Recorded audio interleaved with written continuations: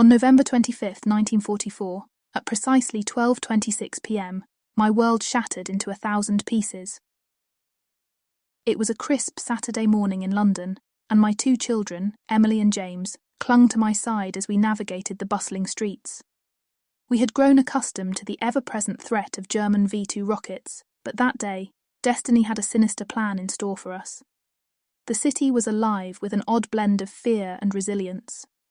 We'd become accustomed to living in the shadows of war, seeking solace in the normalcy of our daily routines. That morning, I had taken Emily and James to New Cross, our usual shopping district, hoping to find some small comforts to bring home. Our home had become a haven for makeshift bunk beds, with rationed meals and blackout curtains a constant reminder of the perilous times we lived in. The Woolworths store was packed with shoppers, all trying to seize the few luxuries that remained in our war-torn city. I held Emily's hand tightly, my heart heavy with the constant worry for my husband, John, who was serving overseas. James clung to my other hand, his wide eyes filled with both curiosity and fear. He had just turned 6, and his innocent questions about the world often caught me off guard. "Mummy, why do we have to wear these funny hats and coats?" James asked, tugging at the gas mask case slung over his shoulder. I crouched down to his level, trying to find the right words to explain. "It's to keep us safe, darling. In case there's an air raid, we have to be ready. It's like a game, remember?" He nodded solemnly, accepting my explanation with the resilience only a child in wartime could muster. Emily, at 9 years old, had learned to be stoic as well. She rarely complained about the shortages or the long hours spent in underground shelters, but I could see the sadness in her eyes. As we perused the aisles of Woolworths, I couldn't help but let my guard down for a moment, taking in the sight of toys, trinkets, and household goods that had become such rare treasures. Emily's eyes lit up as she examined a doll on a shelf, and I promised her that we would try to get it when we had saved enough ration coupons. But just as I turned to James to see what had captured his attention, the world around us erupted in chaos. A deafening explosion rocketed the store, shattering windows and sending debris raining down on us. Panic spread like wildfire, and I instinctively pulled my children close to shield them from harm. The force of the blast knocked us to the ground, and the acrid smell of smoke and dust filled the air.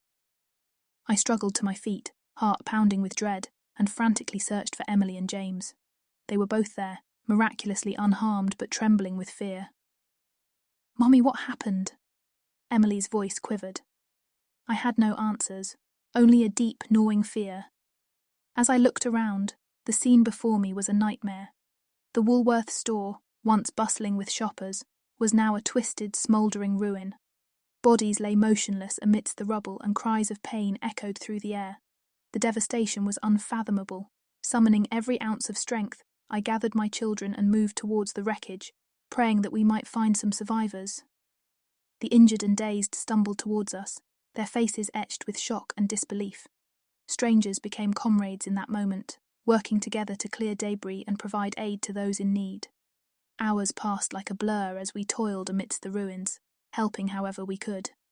Emily and James, too young to fully grasp the gravity of the situation, did their best to assist, handing out water and offering smiles to those in distress. It was a grim tableau, one that no mother should have to witness. As the day turned into evening, the full extent of the tragedy became apparent. The V-2 rocket had inflicted a heavy toll on our beloved New Cross, and the loss of life was staggering. I couldn't help but think of John, stationed far away, unaware of the horror that had befallen our family and our community. We eventually made our way back to our damaged home, our hearts heavy with grief. Our once cosy dwelling was now a stark reminder of the fragility of life in wartime. The blackout curtains that had once felt like protection now seemed like a prison, shutting us off from the world outside. Over the days that followed, the community rallied together, offering support and solace to one another. We mourned our losses and celebrated our small victories, like finding a few unbroken dishes or a hidden stash of canned goods. Emily and James showed remarkable resilience, their youthful spirits shining even in the darkest of times. But the scars ran deep, not just on our buildings but within our hearts. The Woolworths store, a place that had once symbolized hope and normalcy, now stood as a haunting reminder of that fateful day. We would never forget the lives lost or the innocence stolen from our children.